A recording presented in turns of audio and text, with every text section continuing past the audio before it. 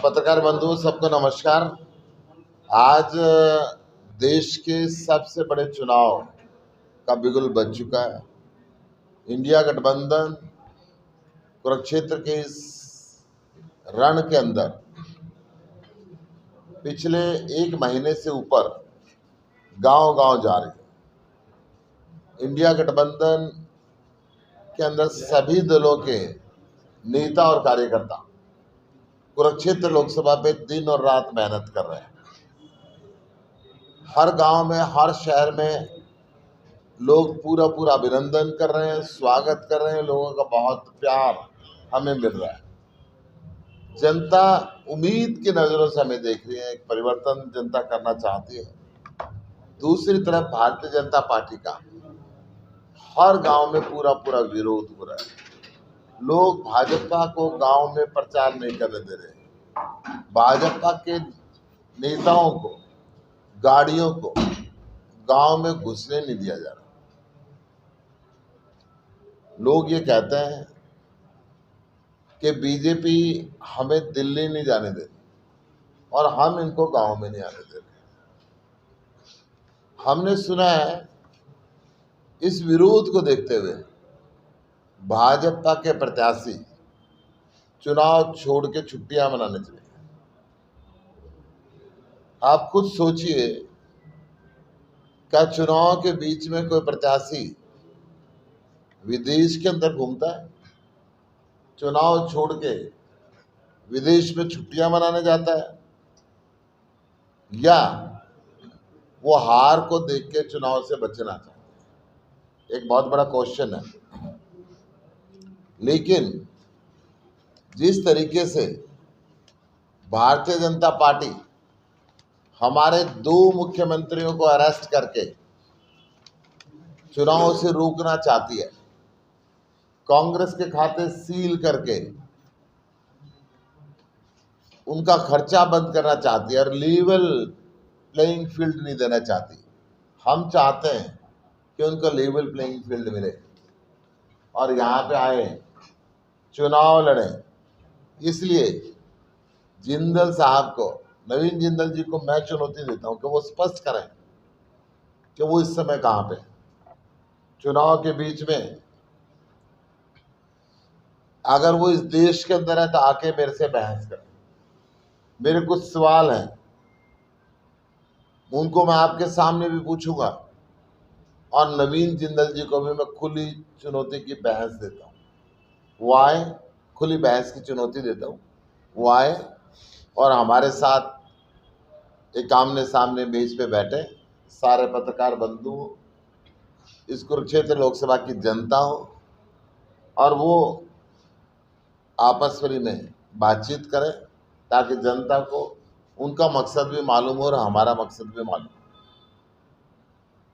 मेरे कुछ सवाल हैं, नवीन जी से सवाल है। मैं चाहता हूं जब तक वो खुली बहस के लिए नहीं आना चाहे तो वो इन सवालों का जवाब दें। पहला मेरा सवाल है, नवीन जिंदल जी ने इलेक्टोरल बॉन्ड का चंदा क्यों दिया? किस डर से दिया? किस दबाव के अंदर दिया? एक तरफ भारतीय जनता पार्टी ने किसानों को कुचलने का काम किया, 750 किसानों की शहादत ली, तो इस देश के अन्नदाता को कुचलने वाली पार्टी को इन्होंने ज्वाइन क्यों किया? इस प्रदेश के अंदर लगातार व्यापारियों से रंगदारी मांगी जा रही है। 30-30, 35-35 गोलियां चला के फिरौती की चिट्ठियां फेंकी जा रही है। इन व्यापारियों पे फिरौती मांगने के दौरान जो व्यापारी तंग होके इस प्रदेश को छोड़ देना चाहते हैं, इतने तंग हुए व्यापारियों को संरक्षण न देने वाली पार्टी को आपने क्यों ज्वाइन किया? क्या आप किसान विरोधी और व्यापारी विरोधी पार्टी के साथ जुड़ना चाहते हैं? मैं आपसे पूछना चाहता हूं, कुरुक्षेत्र के अंदर नरेंद्र मोदी जी ने, प्रधानमंत्री जी ने आपके ऊपर 1,86,000 करोड़ रुपए के कोयला चोरी का आरोप लगाया। अगर वो आप आरोप सत्य है तो मैं पूछना चाहता हूं, इस दफा क्या खाओगे? पिछली बार तो कोयला खाया था। अगर हाजमा इतना सख्त है, अगर वो आरोप झूठा है, तो आप बताएं कि प्रधानमंत्री ने झूठ बोला था। अगर वो सत्य है तो देश का इतना पैसा हजम करने की जो क्षमता है, तो अब क्या हजम करोगे? ये कुरुक्षेत्र की जनता आपसे जानना चाहती है। मैं आपसे ये भी पूछना चाहता हूं, भाजपा आपको कोयला चोर कहती थी। भाजपा ने आपको गली गली के अंदर कोयला चोर, कोयला चोर, कोयला चोर के नारे लगाए। अचानक भाजपा के साथ आपकी क्या डील हुई जो आपको चोर कहने वाली पार्टी एकदम आपको अच्छी लगने लगी? इसके पीछे क्या कारण है? मैं नवीन जिंदल जी आपसे पूछना चाहता हूं।